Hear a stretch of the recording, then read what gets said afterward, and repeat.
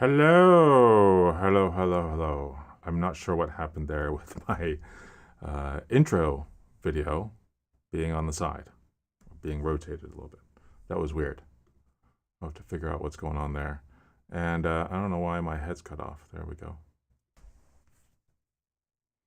Well, it's never quite right if everything's just right.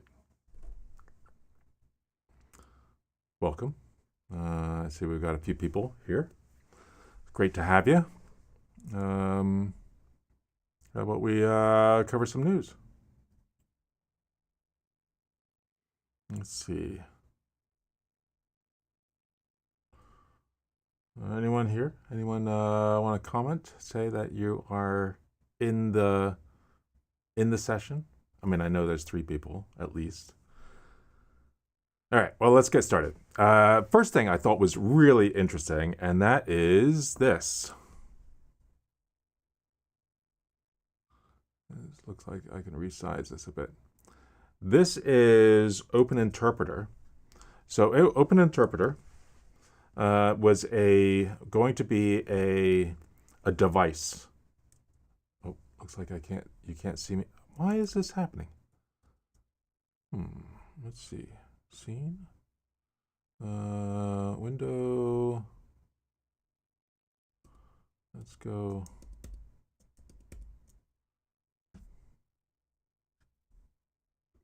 Let's see what's going on here with my camera. Oh, I'm looking at that one. Okay. Okay, there we go. Weird. Anyway, the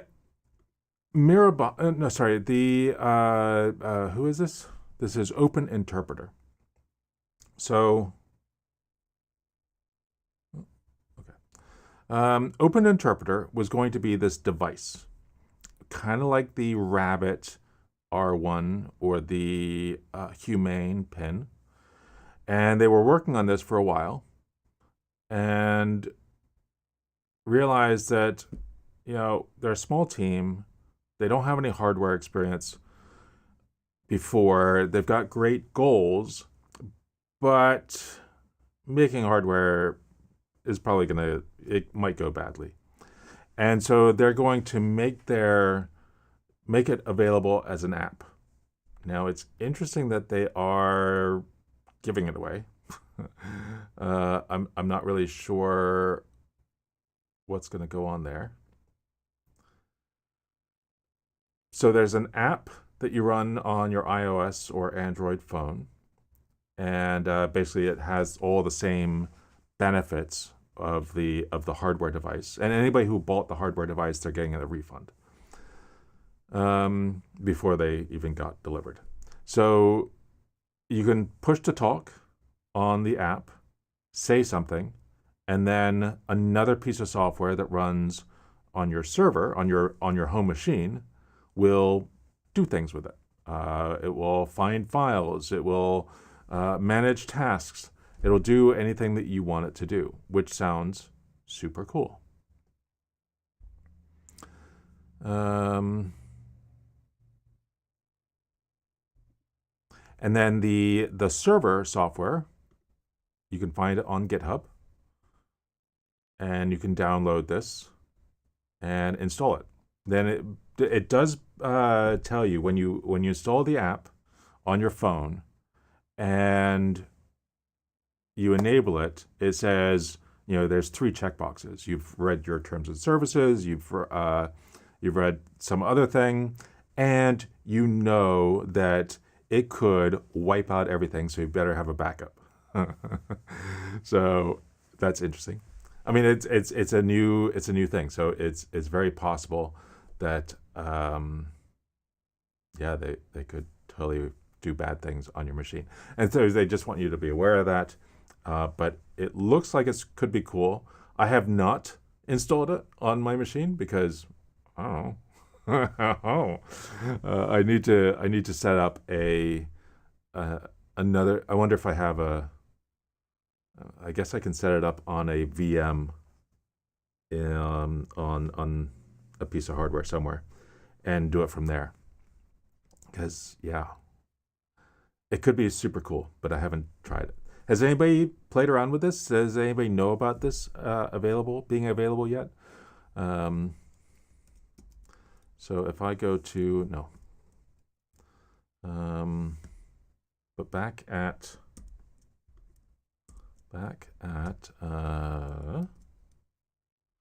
this page, down at the bottom, somewhere around here. Yeah, so here are links to the Android app as well as the iOS app, and you can find that at OpenInterpreter.com. They've got a blog post just from yesterday. So awesome stuff. Next thing I've got is this interesting article, sort of AI related. Yeah, sure. Oh, okay. So from the Financial Times, Bill Burns and Richard Moore. Now they are the head of the CIA and head of the UK Secret Intelligence Service. They've never written an article or an opinion piece before together, but they did for this post. This was earlier in the week, last week, 4 days ago. And just it's mostly just talking about how the CIA and SIS work together to ensure that all the things that the two countries want, that they can have some sort of impact on that. But at the bottom, they do say, we're now using AI, including generative AI, to enable and improve intelligence activities, from summarization to ideation, to helping identify key information in a sea of data. Training AI to help protect and red team our own operations to ensure we can stay secret when we need to. We're using cloud technology so our brilliant data scientists can make the most of our data, and we're partnering with the most innovative companies in the US, UK, and around the world. So interesting, just interesting overall view of what CIA and SIS are doing. Some people are going to say, oh, CIA is evil and they're out to get us. Or, yeah, okay. Anyway, so I also found this interesting, a look at, there's apparently a Business Insider article. I couldn't read it because I don't have a subscription to Business Insider. But it is an article about Colossus, which is xAI's big AI supercomputer. And Elon Musk said, it's online, it's 100,000 GPUs, it's amazing. Except the local power company has said, they've said they needed 150 gigawatts or megawatts, and we've only given them 50. So maybe they have access to some of it, but not all of it can go online because they can't generate the power. That said, they are installing all these turbines without permits, so they're getting into some trouble with the locals. It's interesting for a guy who started his companies with the idea that he wants to save the planet. Everything that he's doing is like he's working really hard to destroy it in every company he builds. So anyway, so that I found kind of funny and interesting. There is from the Register.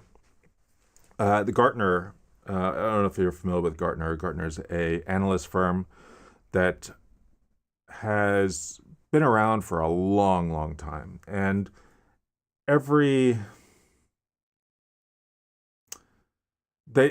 keep showing that they are, I guess, disconnected from the real world, I think. And I feel like they've held back a lot of enterprises for a long time because enterprises are focused on their advice. This was true when I worked at another analyst firm. At the time, I felt like Gartner was doing a good job. Now, I'm not really sure they collect massive fees for their research documents, which, so this guy's chief of research for AI, EricLBuehler, said that generative AI is right for only 5% of workloads. maybe today, sure, and that you shouldn't invest in GPUs because soon enough, any machine is going to be able to do the job of generative AI. And maybe that's the case. Maybe that gets wrapped into the CPU, but I think the GPU is always going to be. I mean, the GPU is, you can kind of think of. I kind of think of the start of the GPU being those, the math coprocessors that used to buy for early 8086 processors, or 8088. What did I get my first math coprocessor for? I think my 286 I had to get a math coprocessor for. And that got added into the CPU, but the GPU, there's always been a need for that extra oomph for what the GPU can do, and right now it's for generative AI, so I don't see that. Maybe in a long time it's kind of, I would kind of say that a machine with a GPU is kind of a vanilla machine today, but it's still going to require a GPU. So I find like the statements this guy is making is just screwed up. I can't. I think they should have just stayed quiet about and not talked about this topic, because they don't seem to know what they're talking about. But that said, he described the tech as unreliable like Swiss cheese. You know it has holes, you just don't know where they are until you cut it. Regarding generation and hallucinations. Although they concede that improvements have seen the frequency of hallucinations drop a lot. And then they like to push this idea of composite AI as a safer solution, which their example above was using AI to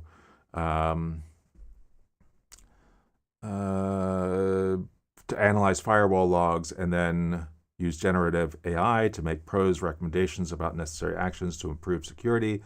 I don't know if it has to have a special name to it.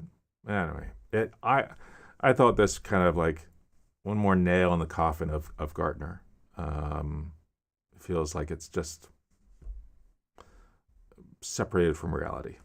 Let's see. What impact? Yeah, that's kind of interesting. There was a big event yesterday. In fact, that's why I didn't post anything yesterday, because I was watching at some points that I watched the Apple announcement. I saw that there were 3 million other people watching this live stream on YouTube, and I was kind of underwhelmed by some of the AI topics. I feel like, but then again, maybe that's not the purpose of that session. You don't want to go into this. Was more of a consumer event, and so they kept it pretty high level. I would have liked to see more, but maybe that'll come in future documents or future videos or future release notes or whatever. We'll get more details about what is available with Apple Intelligence versus which is their AI features. But that said, what kind of device do you need to run Apple Intelligence? And it turns out it looks like you're going to need the iPhone 15 Pro or later, so iPhone 16 or the new iPhone 17. Is it 17 or is it 16? What did they announce yesterday? Was it the 16? Anyway, you're going to need at least the iPhone 15 Pro. I have an iPhone 14 Pro. So it looks like if I want it on my phone, I need to update to a new model. My iPad is safe because I've got the M4 that I just got recently, and the Macs are safe because they've got AI, kind of all the AI features built into most of the Macs in the last few years. So that's pretty cool. So I was mostly interested in what's needed on the iPhone side if you are an iPhone user. Let's move on to some Ollama updates. There was a release of 0.3.10 It says it was released 4 days ago. The confusing thing about the GitHub Actions released this 4 days ago. It's not quite, it wasn't released 4 days ago, it was released yesterday. But what happens is that there is a pre-release made, and that pre-release was made 4 days ago. And then it's still in a point where it's, last minute testing. Some users will play with it ahead of time and report any problems. And if everything looks good, then the actual release is made. And so that actual release was made yesterday. And in it, we saw, a few, it's no major new features, just fixing some errors that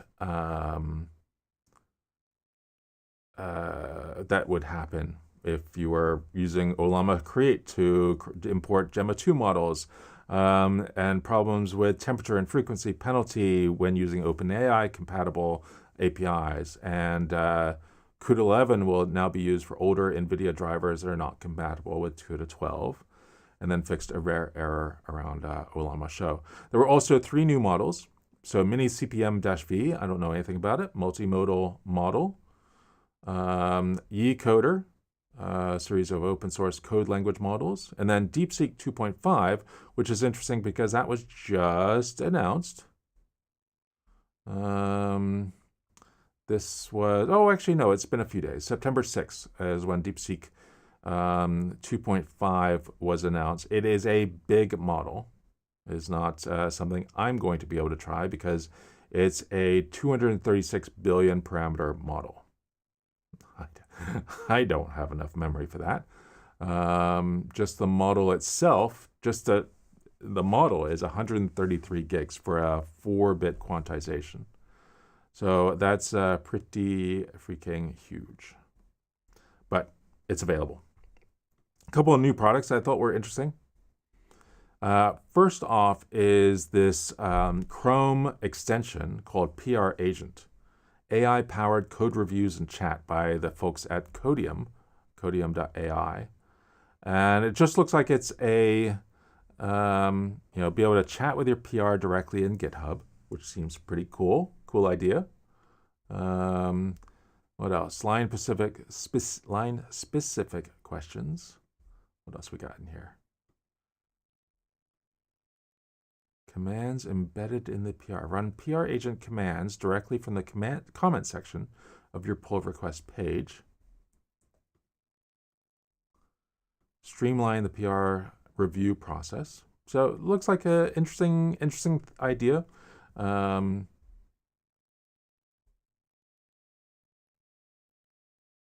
so, it's been around for a little bit of time. I just found out about it yesterday. I didn't realize it's already had quite a few versions. Okay, so ignore that as a new thing. I saw an article talking about mistral.rs. It says blazingly fast LLM inference.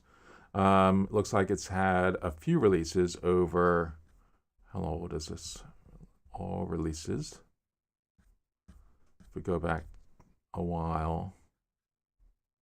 Okay, so it's been around a little bit, but an article that I saw talked about how fast it was, but then they showed a number for inference on an A10, and it looked like it was about the same as what Ollama gets. So it's great. It's super awesome to see it.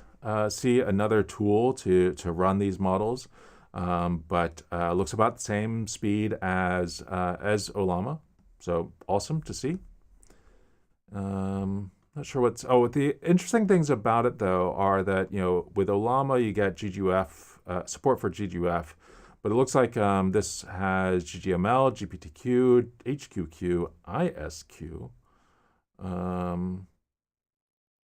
and a Python API and LoRa support with weight merging. Yeah, so lots of interesting things in it. And as an alternative way of running models. And then I saw that a few weeks ago, maybe a month ago, Dify was a product that I did a video about just the basics of using Dify. And I saw that they added just today parallel processing. So a parallel branch that you can have. So you might have it respond to you put in a prompt and then it could respond to with Ollama 3 times, or Ollama and GPT and Claude and a bunch of others all at the same time, and maybe you pull all the results together in an interesting way. So makes it just easier to do those kind of parallel operations. So that looked pretty neat, and maybe a reason to go back to looking at Dify. Some of these, what are we showing here? Yeah. Point we getting GGUF models for stable diffusion now, and got all these new people trying to pronounce it. Been hearing goof a lot lately. Oh, I haven't thought of how do you pronounce GGUF as a word. That's interesting. I'm sure I've mentioned this before. One of my coworkers at OpenText when I lived in the Netherlands, he would say, click the OK button, the OK button. You got to click the OK button. I was like, what? It's the OK button, or trying to think of what is the other ones. There's gigabytes, and there was cave hats for the word caveat. I love these weird, interesting pronunciations. It doesn't even have to be. We see these words or these abbreviations on a screen, and we read it for the first time separate from anyone else, and so we come up with what makes the most sense as a way to say it. And if you're learning these things from reading, well, yeah, you come up with what's the most likely way to say this. And one of my favorites is kubectl instead of kube control or kubectl or whatever for when working with Kubernetes. So yeah, that's I love kubectl. All right.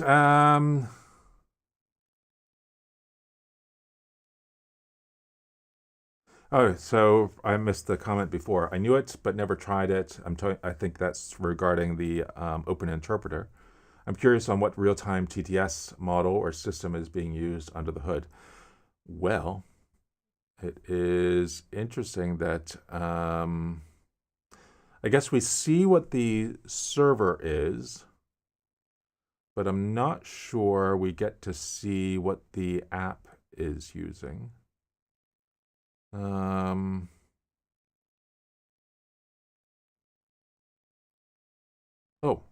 is this the AI assistant?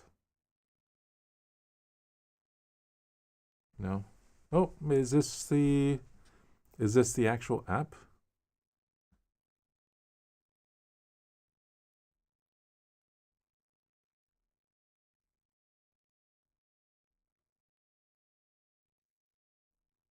Why are you so critical on Reflection Llama? I am. Was I critical on it? I think it's a pretty cool idea to train models like that. Kind of gives it some time to think about its answer. Available on some spaces on HF, by the way. I don't know if I was critical of it. It seems like most of the world is getting critical on it now. I mentioned that it existed, but I don't know if I gave any comments. I think what I'm critical of is the benchmarks, which should never trust benchmarks. especially. I've always said you shouldn't trust benchmarks, and I think I had that wrong after reading some of the other posts that are pretty negative about benchmarks. And what's the problem are the open source benchmarks. If it's a closed source benchmark, it has more potential of being accurate, but it's those open source benchmarks that I have a hard time with. Last title, you were like, yeah, sure, it's. Oh well, they said best. I mean, it's this one person saying it's the best model in the world. Well, everybody says that, and so many of these models that are claimed to be the best in the world aren't. They're the best according to some open source benchmark, which who cares about? Is it going to be good for your use case? Now it turns out that reflection may have been, as would be expected, they gamed the benchmarks, and so maybe they weren't even. It wasn't a realistic view of its performance. I haven't played around with reflection at all, so I don't think I was critical about reflection at all. But maybe I should have been, because it turns out it's not that great, or according to other people who have been reviewing it. Does that make sense?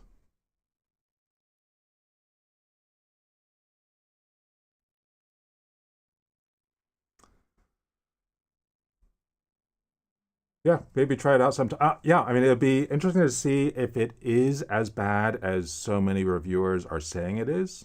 I don't think it can be. I mean, I think every model is going to be interesting in its own ways.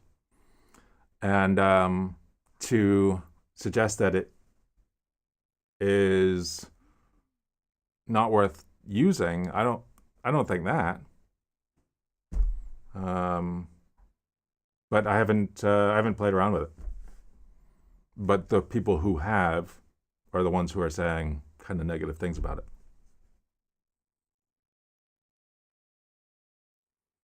But yeah, what's your connection to reflection?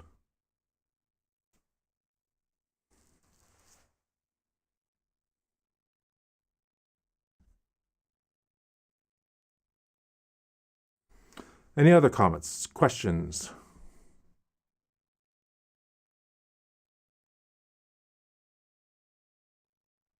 I'm finishing up a video that's going to go out today about for the Ollama course.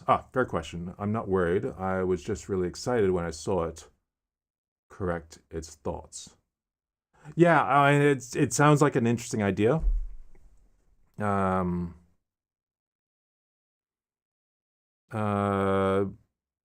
haven't seen it in action. Don't have any connection to it. I just think it's a real cool concept. Yeah.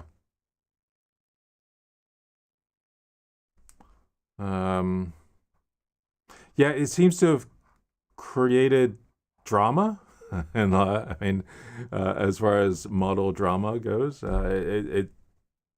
it's interesting that I don't know if I've seen Matt Berman do a video about so excited about a model, and then almost like a retraction of its excitement a day or two later. That was an interesting video, I think, yesterday, talking about, well, it's maybe not as cool as we thought it was.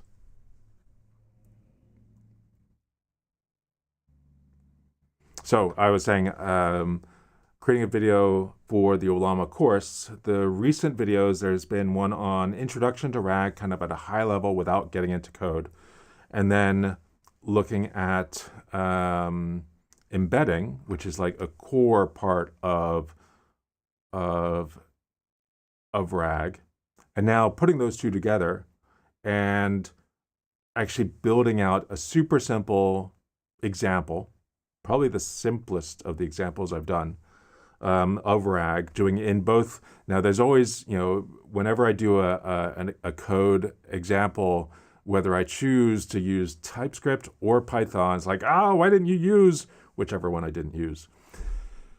And so in this one, I add documents to the database using Python and then TypeScript. And then I do a search and then ask the model a question using TypeScript and then Python, all in the same video.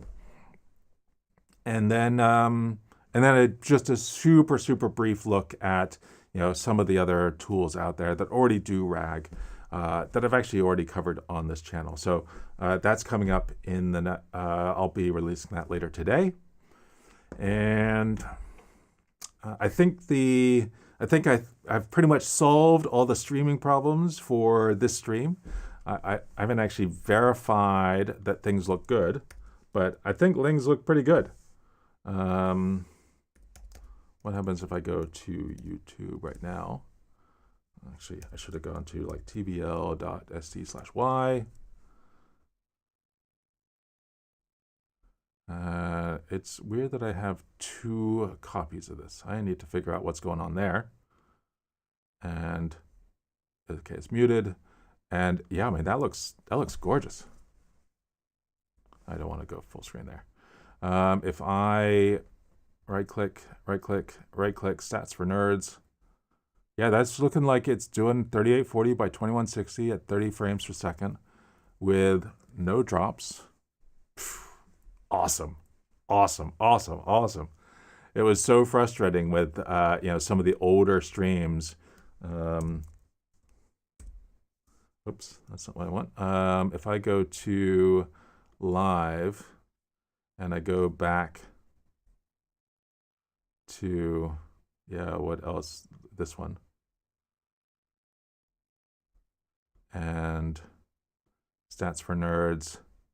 Okay, that said it was 1920 by 1080, but I don't think it ever was. It was often really bad.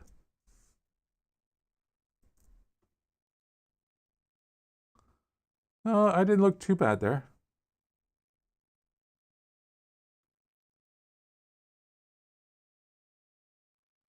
Oh yeah, I do look pretty bad there. God, look at that.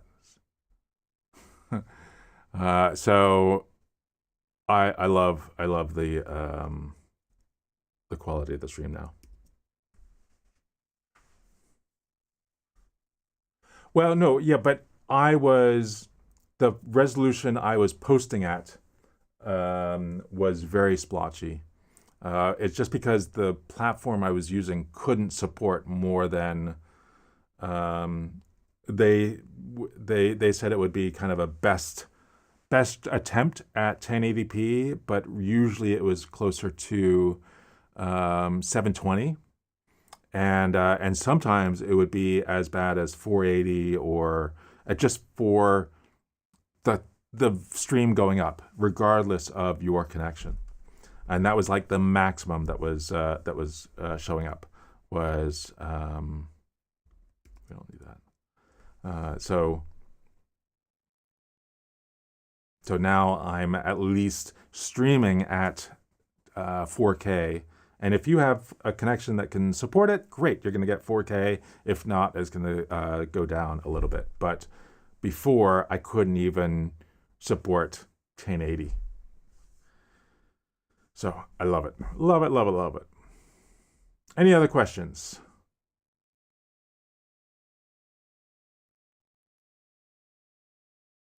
Unsloth. Unsloth's going to be a couple more weeks before I get around to doing it. There's a few other things that I need to do first. So this one, what am I doing this time? Oh, maybe Unsloth is this week. I actually am that. I don't know. I can't remember what I have slotted for this Thursday. It might be Unsloth, but actually I think there's something else I'm doing instead.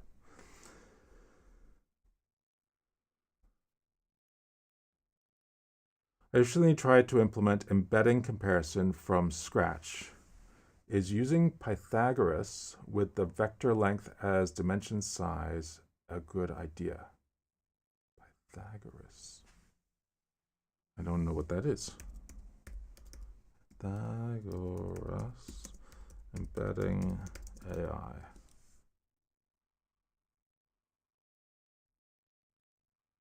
What do you mean by Pythagora AI? Is that what you're referring to?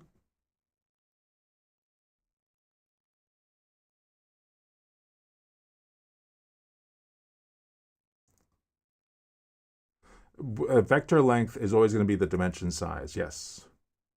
That has to be. And in fact, if you change the embedding model to use that has a different dimension size, then you're going to have to redo all the embeddings that you've got so far in the database. So yeah, it totally makes sense that the vector length is always going to be the same as the dimension size. Yes, but I'm not sure if that's the question. Oh, okay.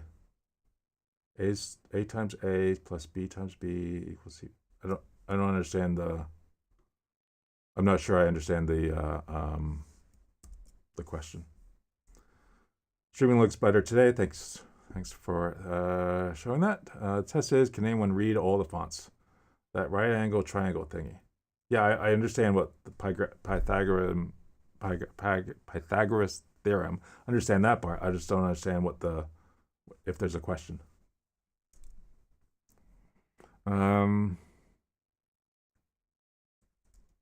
Pythagorean theorem, yes. Pythagoras theorem, Pythagora, blah. Cool. Well, I'm going to get back to my work on getting the training video up on RAG and move on to, or I'm not going to be doing the stream today with Ryan. Ryan is busy at work, so it was and has traveled to New York to be with the team, the team that I guess I kind of sometimes I miss doing those types of things where you go to the team that you're working with. I especially since that's the team I started. I started that team that he's on. I was the first evangelist at Datadog, and he's now in that team. So it's I kind of wish I could go back and just see what they're up to. I think it's changed so much. I think they might even have metrics they have to meet. I don't know. It was good times being there, but I'm glad I don't. Being at Datadog was incredible, especially when we were 30 people, and just we all fit in. The entire company fit into one room for stand up. They would be you often see like Kanban boards online, whether it's in Obsidian or Notion or lots of other Kanban like tools, and we had a room that it was like the room off the roof deck, where everything going on with Datadog was along one wall, and people would put their Post-it notes as to where things were in the process, and it was we all could fit in the room, and that probably happened for I don't know. I feel like that room was big enough until the company got to about 100, and then we had to kind of start doing it online, or by teams. Not the whole company couldn't fit onto one board. By vector length, do you mean the index amount or the theoretical positional length? What? I have no idea what your question is about. So the vector length. So a embedding model has a certain number of dimensions, 768 for nomic embed text. And so when you spit out your embedding, it's going to be that many floating point numbers in an array. Boom. And so you, depending on the vector database, sometimes you have to say the number of dimensions is this long. Other times it just automatically figures that out, and every vector is going to be that same length, and you do those comparisons, and you may have to make sure that all the vectors that are in the database are 768, say, for instance, or 1024 long, and your new vector that you're going to compare against is that same length. That's it.